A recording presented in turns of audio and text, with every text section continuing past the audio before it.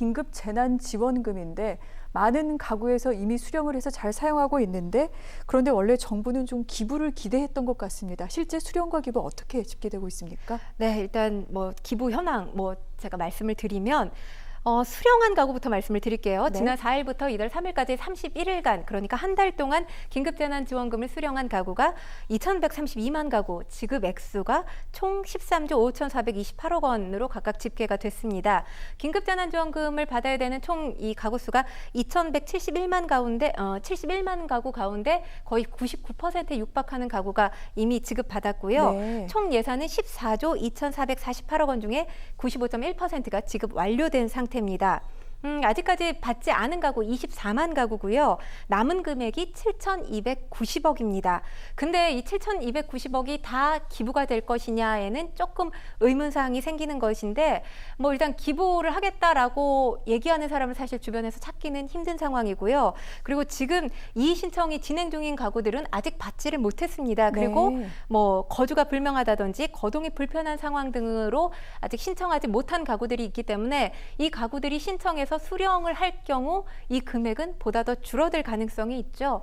일단 정부와 여당에서 기대를 했던 것이 제2의 금모으기 운동이 될 것이다. 그리고 2조 정도 기부금이 달성될 거다. 이런 목표치를 정해놨었어요. 그런데 기부금이라는 건 사실 많이 거칠지 조금 거칠지 알 수 없잖아요. 근데 이런 목표치에 비하면 한정없이 적은 숫자, 8천억이 채 안 되는 기부 액수가 모일 것으로 예상이 되기 때문에 정부는 당연히 실망하지 않을까라는 생각이 드는데 일단 긴급재난지원금과 관련해서 경제학자들의 의견은 기부보다는 소비에 방점을 두어야 된다 이렇게 이야기를 했습니다. 왜냐하면 긴급재난지원금이 갖고 있는 원래 취지가 있잖아요. 그게 기부를 하자가 아니라 소비 진작을 통해서 소상공인, 자영업자, 골목 상권을 보다 더 지금 윤택하게 발전시키면서 경제 활성화를 꾀하는 것이 이 긴급재난지원금의 목적이기 때문에 그동안 기부보다는 소비해야 된다 이런 목소리가 있었던 게 사실입니다. 네.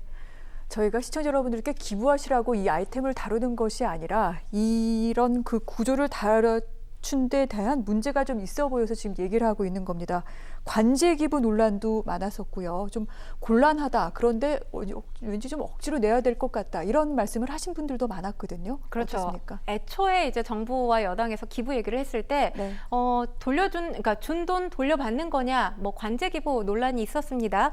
일단 문재인 대통령뿐만 아니라 고위공직자들이 기부에 적극적으로 동참을 했던 건 사실인데 또 일반 이 사기업에 다니는 분들은 상황이 조금 달라요. 농협의 경우 임원과 간부 5천 명이 긴급재난금을 기부하겠다 이렇게 발표를 했는데 문제인 것은 내부에서 불만이 터져 나왔어요. 내가 모르는 기부가 어디 있느냐는 거죠. 그러니까 본인한테 확인도 안 하고 기부하겠다 이렇게 발표부터 하면서 이 불평불만이 쏟아져 나온 거고요. 또 메리츠금융그룹도 연봉 5천만 원 이상 임직원 2,700명을 대상으로 재난지원금 기부에 참여한다 이렇게 발표를 했는데 일단 개인 동의가 없었어요. 그리고 이 회사 노조와의 합의만으로 결정한 것이다 이러면서 자발적 기부가 아니다 이렇게 반발한 사례도 있었습니다. 그렇기 때문에 기부는 어디까지나 개인 의사의 자발적인 참여로 이루어져야지 기부가 좋은 것이다라고 자꾸 얘기하는 것도 기부 강요한다는 측면으로 해석될 수 있거든요. 자발적인 기부를 그냥 기다리는 것이 현명했던 방식이 아닌가라는 생각이 듭니다. 향후 이 같은 집행에 있어서 좀 더 세밀한 구조를 갖춰야 된다는 것 이번에 좀 배웠으면 좋겠습니다.